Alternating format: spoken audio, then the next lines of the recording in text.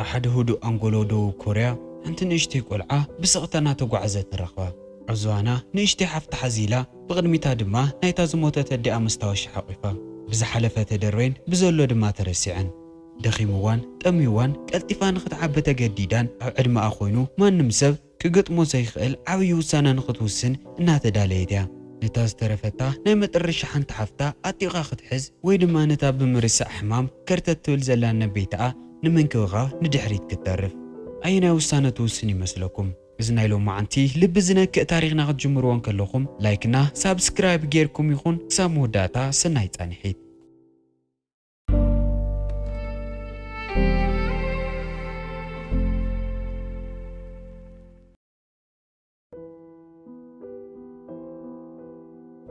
فيلمنا جمر عودو كوريا يونان زتوالى خوابي حنت جونجو زتوالت نشي قلعة ننشي حفتا جينجو حزيلاتنا خدتنا رأينايو مسا اندما حدا دانقوان زتوالى منقس سرحتنيان قرويتنن نخدايو دانقوان نافتا مال سونة تبال انن بيت انقزا ايزوس دنزلو امان قدي دانقوان نتان اشي دوكوانا تحلز نارت اديو يرخوا ازن قلعو دك من مخانن تحطمو نسون دك انهين سون مخانن ينقرا أديو دما اتشم سمعت هينكسونغ دعا أو تسرقا تدرف أمن زران مخان نديات انتينا زدفعت قلع كونت انديالات الزارومو بنا يديو قالات حفيرو نتن قلعتنا دفعه من قد يغزل قروتي تقعيزم افتقازا خوص حنكلو دانقوان انن بيت انكساو تمتسن غزبايا حدي قواني خيد اتقازا منم دمت زبال زيولون تمواز وزحوني نيرو بزحن كيت سنحت مانسون نقازات من لسمو غانجو كني إلا خوفيلان كلا تتخيسا خدق سنة لترخا كسيلا قريبا نانغنقت من مخانقت حتى انكلا قوال خمزخونت منهم كم زي فلات اتقلتي نيرو غانجو كتناكي حنكلا بتعمد فرحمو اتحيزات توزمت اتنورت استيما تحفو اتانن بيته انت حيزا خمزلات حتى مو كونجو بفرحة مليئة منهم كم زي بالله انها تملالست تتمتات تسنح معصون ازغت سمع انكلا كاو قزا استسرق نورت مسيلوا بحايل ختمانها تقلات جمر لكا اتحيزاتو زنورت ناي غانجو او قرواغي زناي زموتة تدئا حموغش تزحز عطروي نيرو دحري زغونجو ادئا هنسون كمتبهال تزارمو إذا سمعت موسون بتعمد تدنقت مخناتو إسا اتحرقي زخاو قزاوتيا زتفقت قوالعيا يخون دامبر سانك عد معا بوزح نقر نيمرس أحمام نيروا أفتا ساعات نساقن كل نقر بفتنة تستوس قوالا خمس موتت كتسمع انكلا لبا بحزني من لا جن شمكن لتدك دك خمزي ترسح بتدقا قامك آلتاتي أزغط المالتي وجين ناو تمرت تخيدمو ورانغ زبحال حدا عويدنا قتركو إذن ما ورانغ تبال حنت قرانيان بتعمقنا أن ممهرتهم كتنادد يقورا بفلاي كعا كاون بورتسيو أو قون نخوف نختلك عدمان كلو كافت عرفت ساعات سو جميروم دما غانجو بوزا حتى مارو خدندنن كتصرف انت جمر أدئا بقول عنا تخاو قزا هديما وردد استمولو هو الدحر من بعد كم زموتتون بقول لقز كسمع يجمر اتن كالوت قلوعت نسخون كما دخي كون كيترفني لنك تعرف عن كلوا عقلات ودومو بتيستافن جان سورن بزحن كيتنحا غانجونا نبيتا ننشتي حفتا دايبر نخجزا ناو سوبر ماركت يخدا غندما نت دايبر مغزي زغون قرش زبال نجر سلازينورن كافت عماويل بنصا نخمكرو استدردره دايبرات بوزح سريغن يوسدا دحرزي غانجو صبان ختمص ناو ناي ورام غزات خيدمو اديا دمو قندس وهال نقاولات غورلا أوتو مسلسل ساعات مالسون أو تسرقيا زتملاقو منديلات كتشي تمكر جنو تقع ملكعتن من اسين شيكات إتسلز نورت مساقتو ودا دريك علتن دحرزي دونغوان مس حانتو قالنا خدت ريو نساون حانت خافتنا يقونجو ممهران كوينات تسنح دحرزي مالسون دونغوانغ نزام مربينو خمز فوتيا تستوعلمو اتاز فوتيا قلعا كتريو خمزي دلن كم زبارتون نديو خم تزارولو تفرارحو دانغوانغون بتعمي فرحمو كلهم توم مشات زاوي منديلاتا بعلو نخجزون قالياتي سهلات قرشو دما نجينجو زخون دايبرن صوان مغزا عقمي هلين اتمشات نسو بحد منديلنا داليان كلوا ماوسون نغونجو نغتعرف تنغرا كونجو جن فقدنيا ينورتن زعرف سون دحرد اهاليو نسخيخنا ولدمات ملسلا او رئساز نوره نشيفت لختل على لاخت مكرن كلا غانجو بفرحي نتيرات رحقا اتانن بيتون غانجو بدي ابزح غزيات قدقد كم زنورت تتراتر انكي حتى تتادما غانجو اديا كل غزه تبراتات عن تحجزان تعيت دغم زنورت نزانن بيتنا غيراتا بفتنات كاف تخفلت وص ازغط المعلتي دانغوان نغونجو يرخوامو عينتا بتعمق يحم كم زنورو يستوعل ኣብዚ ሓለፈ ምሸት ነታ ንእሽተይ ሓፍታን ነታ ኩሉ ነገርና ፀንሐት ትርስዕነን ቤታን ንኽትንከባኸብ ድቃስ ዝበሃል ከም ዘይደቀሰት ይፈልጥ። ኣብ ዝተፈላለዩ ቦታ ክበፅሑ ከለዉ ድማ ጎንጁዋንግ ንጎንጁ ሚስጥራዊ መልእኽቲ ዝተፃሓፈሉ መንዲል ንመምህራን ክትወሉ ሂባ። ግን ሚስጥር ስለ ዝኾነ ፈፂማ ንኸይትኸፍቶ ዋላ ይንገራ ነገር ቆልዓ ኮይኑዋ ሓንቲ ኣንጎሎን ከይተኣንጎለ ከፊታ ክተንብቦ ትጅምር። ብዙሕ ከይፀንሕና መንሱን ንጅንጁ መብዝባና ሒዛ ምስ ካልኦት ኣዕርኽታ ካርታ እናተጫወተት ንረኽባ። እተን ምስኣ ካርታ ዝጫወት ኣለዋ ኣብ ሕሉፍ ነዊሕ ግዜ ተኣሲረን ፀንሓ ምንም ዘይግደሳ ዋለደን ነይረን። ማልሱን ብዙሕን ከይፀንሐት 3,000 ዩዋን ትስዕር እሞ እንከይተርእየት ቀልጢፋ ክትከይድ ትሞክር። ግን ቀዲማ ጓንጁ ትረኽባ እሞ ብጣዕሚ ትናደድ። ንነን ቤትኣ ድማ ሽጋራ ናብ ዘትኾ ሰባት ንምንታይ ሒዝክያ ትመጽእ ኢላ ትኹሪ። ብዙሕን ከይፀንሓ ኣዲኡ ንሩራም እናሓለፈት ይረኽባ እሞ 3 ናይ ፀባ ብርጭቆ ትህበን። ጂንጁ ተኸቲባ ድያ ኣነ ወደይ ክኸተበ ዝኸይድ ኣለኹ ክታበት ተጀሚሩሎ ከየምልጠክን ኢላ ድማ ትነግረን። ግን ጓንጁ ኣቐዲማ ንሓፍታ ክትንከባኸብ ስለ ዝነበራ ካብቲ ብነፃ ዝዋብ ዳይፐር ክትሰርቕ ትኸይድ። ግን ሎም መዓንቲ ብቶም መስተኣናገድቲ ትሓዝ። ግን ነን ቤትኣ እናብ ጎየት ትመጽእ እሞ ኣብ ብርኮ ወዲቓ እናለመነት ኣብ ቅድሚ መሳርሕቱን ካልኦት ዓማዊልን ብጣዕሚ ክሓፍር ትገብሮ። እቲ ቀትሪ ንሱ እነን ቤትኣ መንዲል እናሸጠትን ከላ ጋንጁ ኣዲኣ ንሩራ ዝሃበታ ፈትሊ ሒዛሃላ ትመጽእ። ኣብታ ሰዓት ንሳ ናይ ጆንጁ ኸብዲ ድምፂ እናውፀት ትሰምዖ። ብጣዕሚ ጠሚዮን ስለ ዝነበረ ቁሩደይ መጠበሪ ኮነን ጥራይ ሽኮር ንኽትኩሕም ትህባ። እቲ ብጥቕአን ዝነበረ ምግቢ ሸይጥ ነበረ ሰብኣይ ይሪኦ እሞ እንድሕር ደኣ ከይተሸጠ ውዒሉ ምሸት ንኸይሓድር ብርካሽ ዝሸየጥ ኢላ ንጓላ ትነግራ። እቲ ምሸት እሱ እውን ሓሳብ ተሳኺዕለን ጣዕሚ ዋላ ሕማቕ እምበር ብርካሽ ዋጋ ገዚአን እቲ ምግቢ በሊዐን ከብደን ይጥብራ። ግን ድማ እቲ ምግቢ ንሱ ፅሬቱ ዘይሓለየን ዝተባላሸን ስለ ዝነበረ ብጣዕሚ ነዋሕ ለይቲ እየን ሕሊፈን። ክልቲአን ናብ ሽንቲ ቤት እናተቐዳደማን እናተዳፍኣን። ኣብ ተመሳሳሊ ሰዓት ሙራንግ ኩሉ ግዜ ኣይስክሪም ስለ ዝበልዕ በዲኡ እናተፀረፈ ንረኽቦ። ኣዲኡ ከም ኣቦኻ ብጣዕሚ ረጒድን ገጂፍን ክትከውን ኢኻ ኢላ ክተፈራርሖ ትምኩር። ውራም ግን ቦብኦ ዘይኮርዕ ስለ ዝነበረ ከም ኣቦይ ምልኩዕ ኸው እንተኾይነማ ፈፂመ ምብላዕ ኣይቋርፅን ኢሉ ይምልሰላ። ብዛዕባ ጎንጁ ግልፂ ኮይኑ ነዲኡ ይዛረባ። ማዕረ ክንደይ ከም ዘፈትያን ከም ዘፍቅራሎን ድማ ግልፂ ይኸውን። ኣዲኡ ብጣዕሚ ትኹርየሉ እሞ ንጎንጁ ዝኸውን ስጋ ሒዙ ካብቲ ድኳን እናሃደመ ይወፅእ።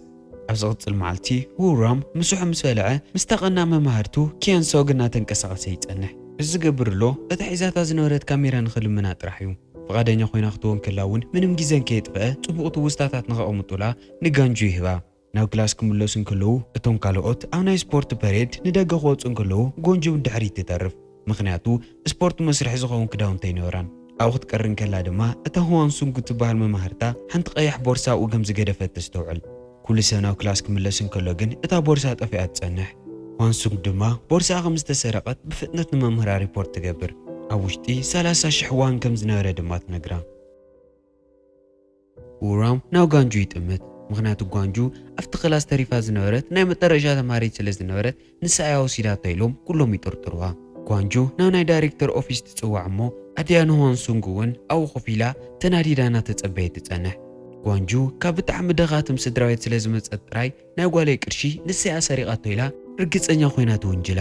ጓንጁ ነፍሳ ንምክልኻል ምንም ክትዛረብ ስለ ዘይትኽእል ዓይንታ ብሓዘን መሊኡ ስቑ ኢላ ትጥምት። ብዙሕን ከይፀንሑ እነን ቤትኣን ዳንጓንን እቲ ጉዳይ ብሰላማዊ መንገዲ ንምፍታሕ ናብቲ ቦታ ብፍጥነት ይመፁ። ዳንጓን ከረጋግዖም እኳ እንተሞከረ ዕድልን ከይሃቡ ቀልጢፉ ካብቲ ቢሮ ንክወፅእ ይንገሮ። ኣዲኣ ንሃንግሱም ጎንጁ እታ ቦርሳን ኣብ ውሽጣ ዝነበረ 30,000 ቅርሽን ከም ዝወሰደቶ ብርግፀኝነት ምክትዓ ትቕፅል። እታ ነን ቤት ተጨኒቕዋ ንንእሽተይ ቆልዓ እንታይ ክትገብር ክንዲ ዝኣክል ቅርሺ ኸይብክያ ኢላ ትሓታ እሞ ንጓለይ ክንዲ ዝደለኾ ቅርሺ ክባ ስለ ዝኽእል ንሱ ንዓኸ ይምልከተከን ኢላ ትምልሰላ። እዚ ኸይኣክል ግን ካብ ኮፍ ዝበለሉ ትትስእ እሞ ንታ ነን ቤተ ካብ ገዛ ብንእስነታ ጠፊኣ ኣመንዝራ ተቐይራ ንሌባ ዝወለደት ቆልዓያ ከመይ ኢልካ ትካትዕላ ኢላ ትዛረብ እሞ ብዘረባ ዝተናደደት ነን ቤተ ብጨጉራ ሒዛ ተእውያ። ኣብ መንጎ እቲ ዕግርግር ውራንግ እታ ጠፊኣ ዝተባሃለት ቦርሳ ሒዙ እናውጎየ ናብቲ ውሽጢ ኦፊስ ይኣቲ። ዋንሱንግ ክትጫወትን ከላ ሒዛታ ወፂኣ ከም ዝነበረትን ኣበይ ከም ዝገበረታ ስለ ዝረስዐታ ጠፊኣኒ ከም ዝበለትን ይረድአን። እዚ ሓቂ ዝኽስማዕ እንከሎ ኩሎም ንጎንጁ ብድፍረት ይውንጅልዋ ዝነበሩ ሰባት ብጣዕሚ ሓፊሮም ቀስ ኢሎም ካብቲ ክፍሊ ይወፁ። እቲ ምሸት ንሱ ጓንጁ ንነን ቤቲ ማሳጅ እናገበረታ ፊልም እናርአያ ይጸንሐ እሞ እቲ ቴሌቭዥን ተባላሹ ይጠፍእ። እቲ ግዜ እሱ ንምሕላፍ እነን ቤቲ ማልሱንግ መታለልቲ ቃላት እናተጠቐሙ ንእሽተይ ጨዋታ ንኽጫወቱ ትዕድማ። ቅድሚ ሕጂ ተጫዊታቶን ስሒቓቶን ከም ዘይትፈልጥ ትስሕቕ። ምስ ጓንጁ ብጣዕሚ ጽቡቕ ግዜ እናሕለፈት ነይራ።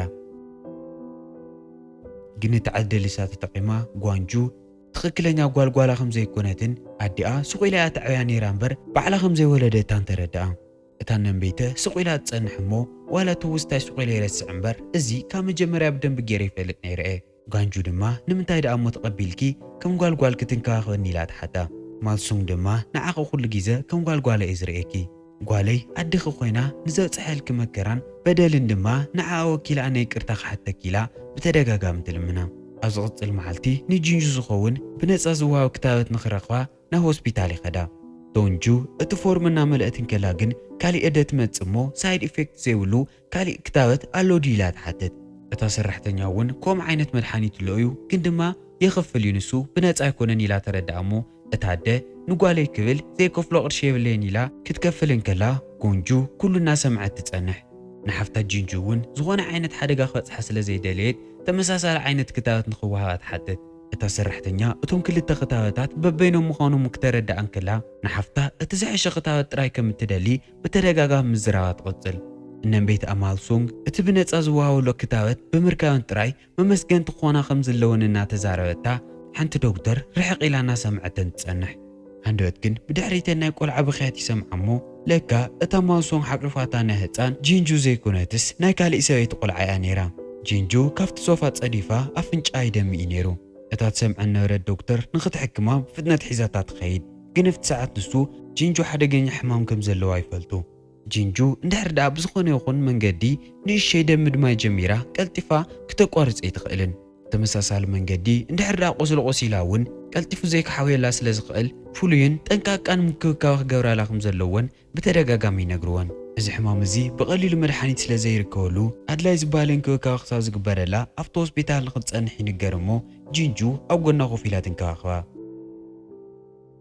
ኣብ ሰዓት እዚ ጎንጁ ዝኾነ ድምፂ ሰሚዓ እንደገ ትወፅእ እሞ እነንበይትኣ ነቲ ናይ ሕክምና ክፍሊት ምኽፋል ተሳኢንዋ ምስቶም ሰራሕተኛታት እናተባእሰት ትጸንሓ። ንንእሽተይ ሓፍታ መሕከም ዝኸውን ቅርሺ ስለ ዘይብለን ድማ ሓዚለና ኣገዛአን ክምለሳ ይግደዳ። ጎንጁ ነታ ኩሉ ግዜ ትርስዕ እነንበይትኣ ምንክብኻባን ከየቋረፀት ንንእሽተይ ሓፍታ እውን ክትንከባኸብ ኩሉ ዝተኽእላ ትገብር። ገና ብዚ ዕድመኣ እዚ ማንም ቆልዓ ክሽከሞ ዘይኽእል ሓላፍነት ኣብ ማእገራ እዩ ተቐሚጡ ዘሎ። ኣብ ዝቕፅል መዓልቲ ጎንጁ ምንእሽተይ ሓፍታ እናተጫወተትን ከላ ውሮንግ ዘይተጸበየቶ ዜና ሒዝላ ይመጽእ። እነቤይትኣ ምስተን ካልኦት ምስኣ ካርቶ ጨወታ ነበራ ኣረግቶ ተንሽቲ ከም ዝተባእሰት። እቲ ባእሲ ዝተጀመረ እነንበይትኣ ኩሉ ግዜ ትስዕር ስለ ዝነበረት እዩ። ኩሉ ነገር ናይ ምርሳዕ ሕማም ዘለዋ ሰበይቲ ብተደጋጋሚ ክትስዕረንን ከላ ድማ ትሕምፀና ኣላ እያ እምበር ክኾን ዝኽእል ነገር ኣይኮነን ኢለን እተን ንእሽቲ ዝበኣስኣ ዘለዋ። እታ ነንበይተ ግን ንደቂ ደቃ መሐከምን ምግብን ዳይፐርን ፀባን ዝኸውን ቅርሺ ንኽትረክብ እያ እዚ ኩሉ ትገብር ዘላ። እቲ ምሸት ንሱ እነንበይተን ክዳውንቲ እናሓፀበትን ከላ ስምዒታዊት ትኸውን እሞ ኣነ እንድሕር ደኣ ዘይሃልየ ንስኽን ከመይ ኢልክን ከም ብሂወት ክትተርፋ ኢላ ንደቂ ደቃ ዘለዋ ጭንቂ ምግላፅ ትጅምር። እነንበይትኣ ሕልናውን ኣካላውን ብጣዕሚ ከም ዝደኸመትን ነገራት ተፃዊራ ንምኻድ ብጣዕሚ ከም ትጽገም ለላን ግልጽ ነገር እዩ። ኣብ ዝቕፅል መዓልቲ መንዲለ እናሰርሐት ንጂንጁ እናረኣየታ ትጸንሕ። ኣዒንታ ደኺሙ ብጣዕሚ ሕማሞ መነፀር ኣውፅኣ ኣብ መሬት ተቕምጦ። እንከይፈለጠት ግን መነፀራ ብርሃን ፀሓይ ኣንፀባሪቑ ልክዕ ኣናይ ጂንጁ ኢድ ይዕርፎ። ጎንጁ ድማ ትምህርቲ ክትወድእ እንከላ ቅድሚ ንገዛ ምምላሳ ንዕዳጋ ትኸይድ እሞ ንነንበይትኣ ትእልሻ። ምክንያቱ መብዛሕትኡ ግዜ ናብቲ ዕዳጋ ትወፅእ ኣብዚ ሰዓት እዚ እዩ ነይሩ። ግን ገና እንከይረኸበታ ውሮንግና ዶንግዋንግ ብጣዕሚ ዝሕዝን ዜና ሒዞምላ እናጎዩ ይመፁ። ጂንጁ ብሰንኪቲ መነፀር ኢዳ ስለ ዝነደደት ሆስፒታል ከም ዝኣተየት እውን ይነግርዋ። ኣብ ሆስፒታል ክትበፅሕ እንከላ እቲ ዶክተር ንጂንጁ ኣናእሽተይ ቁስልታት ከመይ ክቐትልዋ ከም ዝኽእሉ ሓቂ ጠንቂቐክን ኢሉ ይኹሬለን። ምክንያቱ ሰውነታ ከም ናይ ካልእ ሰብ ብፍጥነት ምድማይን ምቑሳልን ጠጦ ከብለ ይኽእልን።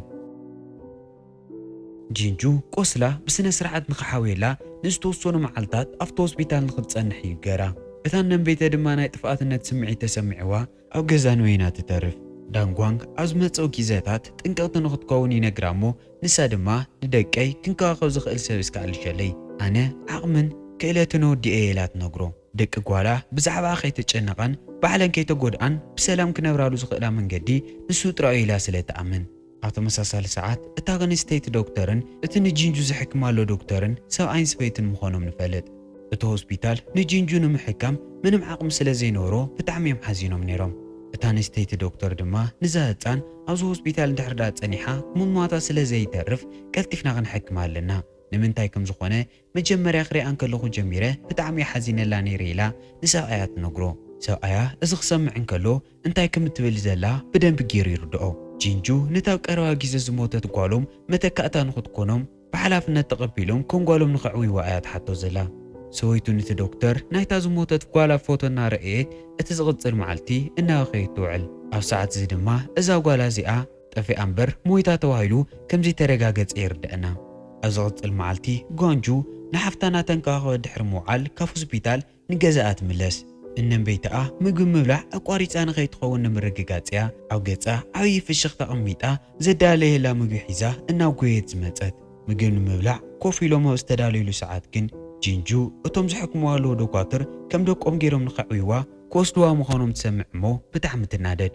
እነን ቤትኣ እዚ ውሳነ እዚ ዝወሰነት ጂንጁ መዓልታዊ ናይ ሕክምናን ናይ ወለድን ክትትል የድልያ ስለ ዝነበረ እዩ። ዶንጁ ተናዲዳ ትትስእ እሞ ናብቲ ሆስፒታል ተመሊሳ ንንእሽተይ ሓፍታ ፀባ እናዳለየላ ትጸንሕ።